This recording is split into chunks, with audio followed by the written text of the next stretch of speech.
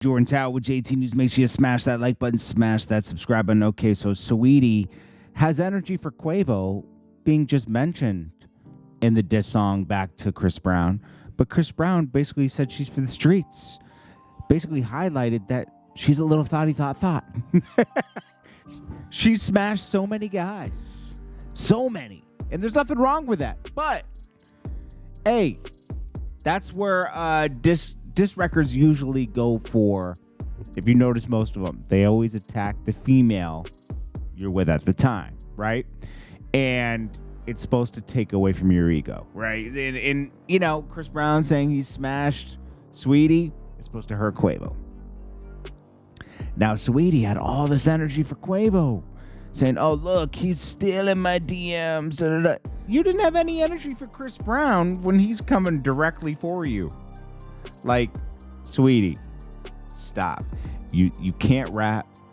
You look good when you get yourself together. And there's not much you can offer. I don't know. The only thing I see from these people, I see what these festivals do. They grab somebody that's kind of relevant on the internet and they throw them on the stage. They'll give you money because they're selling tickets. You might not even be the one selling the tickets. They're buying a group package.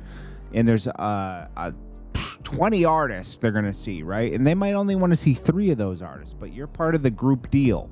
And it looks good. And I noticed that these artists only post festival footage because it looks crazy.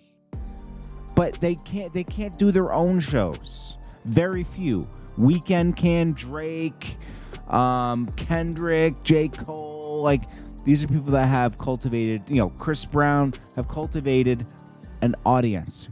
Quavo and the Migos, they, unfortunately Takeoff's not here, but these are people that can throw their own shows. Now, Tupac's brother, talking about another beef, does not like that Drake used Tupac's voice to diss Kendrick Lamar. But it's like, bro, shut up, bro. Like, it's a joke. He was using it to taunt Kendrick Lamar. I'm so sick of people just chiming in, like, how just because, like, my brother couldn't speak for me. He doesn't know me as well as a lot of other people. They couldn't speak out for me. But you know what? They use that to, like, oh, I got to chime in on this because they want to be posted. Charlamagne says that Kanye West is a weak individual, miserable, going at everybody else, and you're pulling Metro and Future down with you. This shows how disconnected he is from everything. Can you really see what's going on here, Charlamagne? What's going on here is that Weeknd, Future, and Weeknd don't like Drake. They're jealous of Drake, and they're dragging him down, and they're adding Kanye into it. That's what's happening here. Kanye was going at Drake on his own for years. They just want to pull him into it, and successfully, Kanye is pulled into it. And he sat down with Justin LaBoy because Justin LaBoy will be his polisher for the whole interview, I mean, it's a good look for Justin LaBoy, but he's not going to go against or give Kanye any hard questions. He's going to control the interview. I wouldn't be surprised if Kanye filmed it and released it himself at the same time. Rob Markman turned down an interview with Kanye West because of all the stipulations and everything. It was like, nah, like, if you have no control over the interview, what's the point? You're a puppet in that person's life at that point, I swear Vezo brings Robert F. Kennedy to the trenches. Okay. I hate it when rappers and actors and everybody leave politics alone. Like, have an opinion, yeah, that's cool, but like when they start using you for pawns, don't do that. Benzino speaks on rumors that Meek Mill allegedly had sexual relationship with Diddy. This is on the We in Miami podcast if you want to watch it. And he says it's nobody's business what happens in a man's bedroom. Of course he would say that. Or in the Red Roof Inn, right? Yeah, of course you would say that, Benzino, because you're compromised yourself. We don't have to go into detail, but Benzino's compromised himself. That's it. And, it's nobody been... Bro, there's so many lame things about Benzino. He's done great things in his past, and nobody will ever take that from him. You can't. It's the past. The past is stamped. Benzino was part of the Source, legendary, right? That was it. That was your stretch. We all have our stretch, But it doesn't mean everything you say is amazing. You do a lot of lame stuff. You get arrested all the time. You harass your exes. You beg your daughter for money. You have beef with your daughter on the internet. I mean, dude, that's nuts, bro.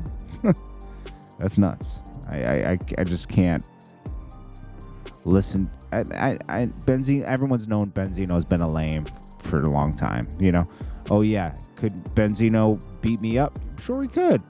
That's not the point. It doesn't make you not lame, right? Like, you're lame. You're a lame person. You do lame stuff. I think we all do lame stuff. It's just not all on in the public, I think we've all done some lame stuff, I know I have. I look back at some stuff I did 10 years ago, 20 years ago, and I'm like, oh, that was lame, right? We all can see stuff like that. And I'm not saying I'm the coolest person in the world. I'm not. But Benzino does it in public, online. Like, have some dignity, Anyways, this is Jordan Tower with JT News. I'll check you guys later. Kendrick, now Charlamagne's like, I don't want you to respond now, Kendrick, because, it's like too many people just jumping in. Bro, Kendrick better respond, because if he doesn't, I know he's going to lose a lot. Well, there's always, Kendrick, everyone's too big to fail, right? And Kendrick will respond on his own time, and he will get away with it. Meek Mill couldn't get away with it. Kendrick will get away with it. Not in my mind, but who cares what I think, right? I'm just saying, like, if you don't respond now, like when Cole did the apology, that was soft. Kanye was right about that. It was soft. And Kendrick, if he doesn't respond by this weekend, that's soft to me too, to be honest with you. But that's just my opinion. You can think whatever you want. Kendrick's still going to be a great artist. J. Cole's still a great artist, and Drake's still a great artist. But Drake's proving more and more that he is one of the best. And everyone would be like, you're a Drake polisher. Nah, I'm not. It's just that, he always comes to the fight. And you know what? He got bad advice to not respond to Pusha T from Jay Prince. Because, look, Jay Prince tried to make him cool with Kanye again. Look what's happening now. Kanye turned his back on him again. It's just like the same story over and over again, that Jay Prince didn't live. Jay Prince did that out of his own self-interest to get Kanye West and Drake cool again, to have that show where they raised money for probably himself and Larry Hoover. Let's be honest, okay? That's called an abuse of power. But Drake does come to tango. No Diddy. He does, and I respect that. He engages.